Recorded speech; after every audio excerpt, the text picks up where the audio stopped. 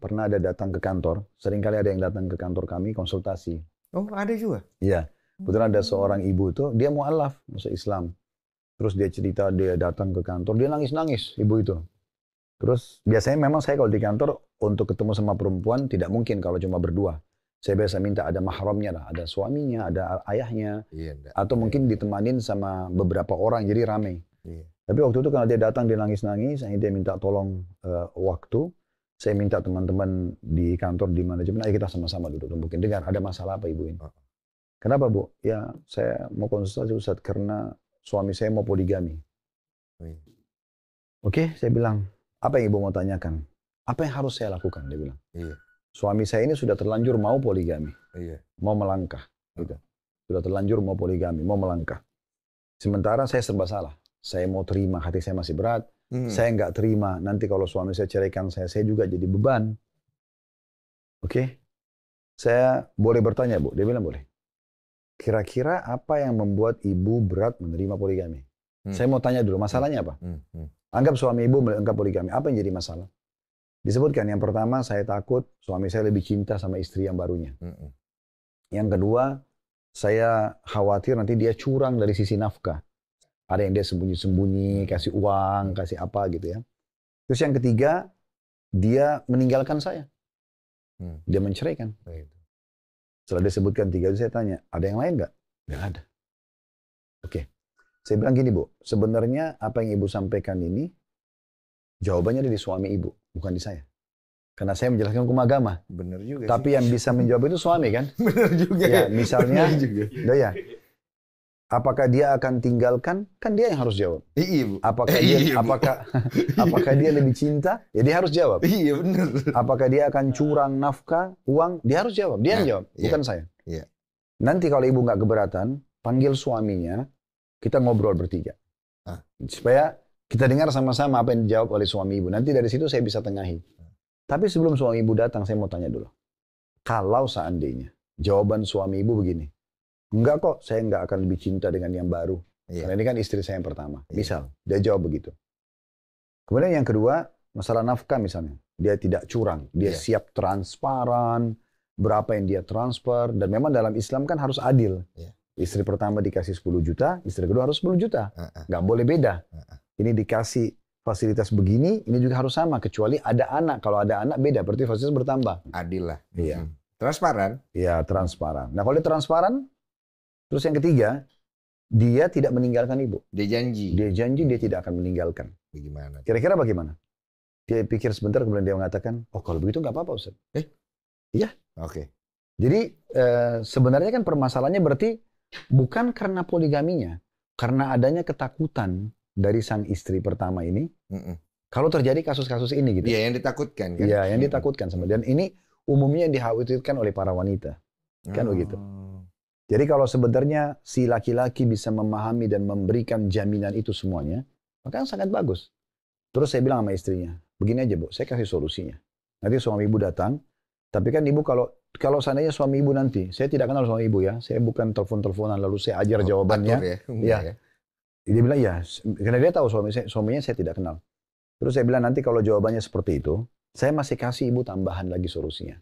Ibu masih bisa punya hak untuk minta apa yang dia ucapkan, tuangkan dalam bentuk tulisan. Saya, si fulan gitu kan. Dalam surat? Ya, itu kan ibu minta itu pakai materi, ditandatangani dengan 2 saksi. Oke tuh. Plus lagi, saya kasih tambahannya, saya bilang. Ibu boleh dalam Islam ada namanya istikharah. Sholat minta petunjuk kepada Allah, apakah ini baik atau tidak. Bilang sama suami, izinkan saya istikharah. Terus saya bilang lagi, saya masih bisa solusi tambahan, Bu. Dia bilang sama dia. Ibu punya hak untuk minta sama suaminya. Bilang misalnya, bisa nggak saya ketemu? Siapa calonnya? Ketemu sama calonnya, ngobrol. Apa yang ibu ragukan dari calon yang akan masuk ini? Misal, ini suami saya mau menikahi Anda. Saya sebagai istrinya, saya takut suami saya nanti lebih cinta sama kamu. Dengar jawaban dari dia. Saya takut nanti suami saya curang dari sisi nafkah. Ada yang disembunyikan. Saya takut nanti dia meninggalkan saya, menceraikan saya karena kamu. Apa jawabanmu kira-kira? Kan orang ini yang newcomersnya nih. Jujur aja gitu ya? Iya. Jujur aja ya? Kan nanti ini akan satu kesatuan kan? Nah, nanti dia akan berikan jawaban. Saya sangat yakin pasti perempuan yang baru mau masuk kan akan bilang, oh tidak mungkin. Saya pasti akan, kakak mungkin atau siapa yang lebih dicintai. Nanti kalau masalah nafkah saya siap kok. Kalau ada yang diberikan saya melapor misalnya. Saya sampaikan transparan. Saya juga bersedia untuk misalnya mendukung untuk tidak ditinggalkan. Kalaupun sampai dia berpikir, saya akan berikan masukan atau apa gitu. Oh ini kalau jujur ya, jujur sama jujur. Loh, memang ini sebelum melangkah. Oh, emang Jadi, begini harusnya begitu? Bukan harusnya, tetapi ini idealnya. Idealnya. Ini yang saya sarankan supaya semua berjalan dengan baik. Iya. Nah kalau sudah selesai itu pun, kalau perempuan itu jawab sesuai dengan yang ibu mau, ibu tuangkan dalam bentuk tulisan. Tulisan juga? Ya, saya si Fulana, saya akan menikah oleh laki-laki bernama ini, dan dengan sepengetahuan istri pertamanya bernama ini, gitu kan? Iya. Saya berjanji, saya akan berharap agar istri pertama lebih dicintai, transparan dari sisi nafkah, kemudian juga kecenderungan akan kepada istri pertama, tanda tanganin. Setelah itu, ibu masih bisa istikharah lagi. Sudah tenang, karena ini nanti akan jadi satu kesatuan. Karena dalam Islam itu kalau poligami, laki-laki ini nginap malam ini di istri pertama, besok dia nginap ke istri kedua. Ini kan ada hak mabit namanya, hak nginap. Itu sudah ada aturan-aturannya? Ada. Oh. Jadi masing-masing malam satu malam. Seperti menyenangkan buat laki-laki.